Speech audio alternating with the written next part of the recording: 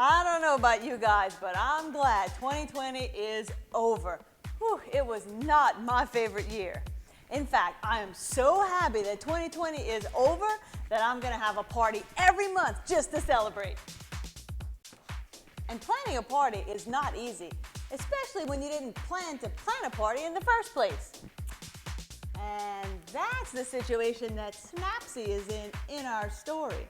He just wants to have an ordinary day, but the narrator has different plans for him. Let's see what happens. Snappsy the Alligator did not ask to be in this book.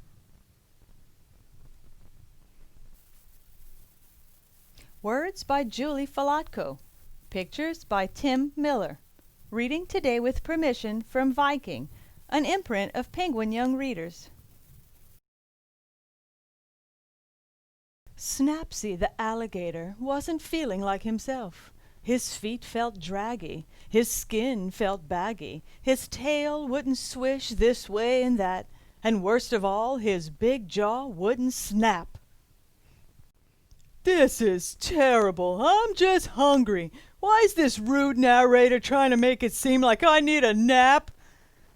So Snappsy went off in search of food. He walked along the edge of the pond.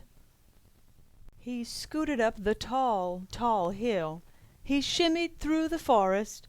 "You're an awful narrator. You're just describing what you see in the illustrations." Snappsy, the big, mean alligator, kept looking for food. He liked to eat tiny, defenseless birds and soft, fuzzy bunnies. He prowled through the forest, looking for victims, when he came to "It's just a store, a grocery store. It's where I buy my food." Snappsy looked hungrily at the other shoppers, while loading his cart with pudding, peanut butter, pita bread, and popcorn. Yes, Snappsy the alligator was particularly fond of a certain letter of the alphabet. "I don't only eat food that starts with the letter P. You don't have to make it seem like I only buy storybook food. I'm also buying cheddar, apples, pretzels, pasta, pears. Aha! It's just a coincidence." Snappsy, the big, mean, hungry alligator who only liked food that started with the letter P, carried his groceries back through the forest, back down the hill, back across the pond, until he got to a surprisingly lopsided shack. "Oh, you're really cheesing me off. It's my house. I built it myself." "I'll say." Snappsy the alligator took his groceries into his splinter-laden shed and slammed the door quite hard. He was inside. Still inside. What was he doing in there? Was he making crafty plans? Was he roasting innocent forest creatures that he already had stored in his freezer? Had he fallen asleep? "I made a peanut butter sandwich and now I'm reading a book." "Well, you have to come out. The story is really boring now." "If you must know, I'm planning a party." Snappsy the alligator, trying to better his reputation with the other animals, decided to throw a party. Snappsy vacuumed the rug. He made goodie bags for all his guests. Wait, those aren't goodie bags. He's just taken out the garbage. Snappsy should really put out goodie bags for his guests. They love those. "You know what? I did not ask to be in this book. I was just having a normal day, and suddenly you were talking about what I was doing, so I'm throwing a party to make things more interesting. I hope you're happy. Now I just want you to buzz off." "Thank you."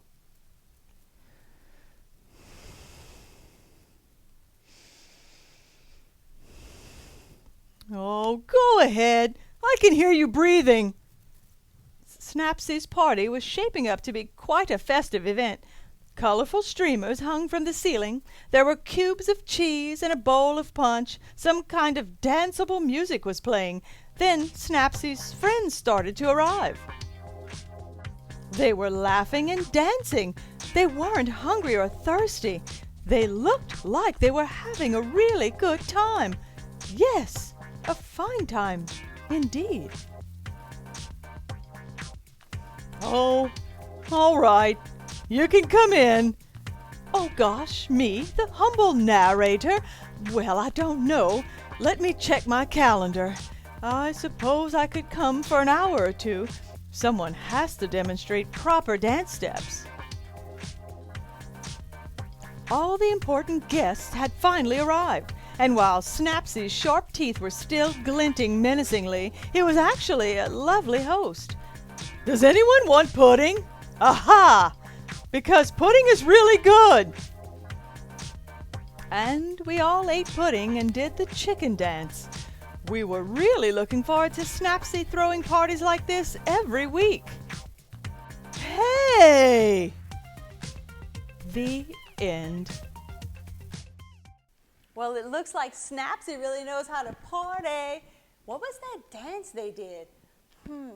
Oh, yes, the chicken dance. That would be a fun dance we could do at my party. Do you know how to do that? Oh, don't worry. We'll just head on over to the dance floor and we'll try it together. All right, you ready to learn the moves of the chicken dance? Okay, so remember, chickens have beaks, so you gotta move your beaks. And chickens have wings, so you gotta flap your wings. And chickens have tail feathers, so you gotta shake your tail feathers, and then you clap. I don't know why chickens clap, but they do. All right, now let's try to the music.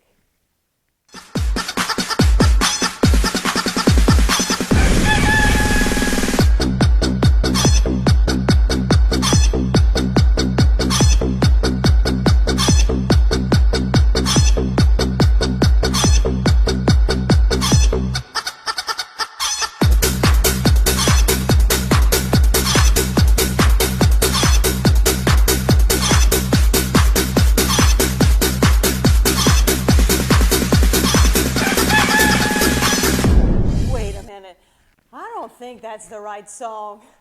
Oh no, where can I possibly find the real chicken dance song? Oh, how are we going to practice for the party if I don't have the right song? Oh, what? Oh, Frigo music, of course. Why didn't I think of that? Let's see, right here. Yep, look at that. Here it is. And there's a lot of choices. Okay, you know where to find the song and you know the moves. So now you can practice at home. It's been fun, but I got a party to plan. See you later.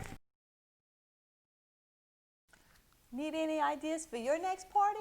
Remember, the library has plenty of resources to help you out. Check out these great books we have available.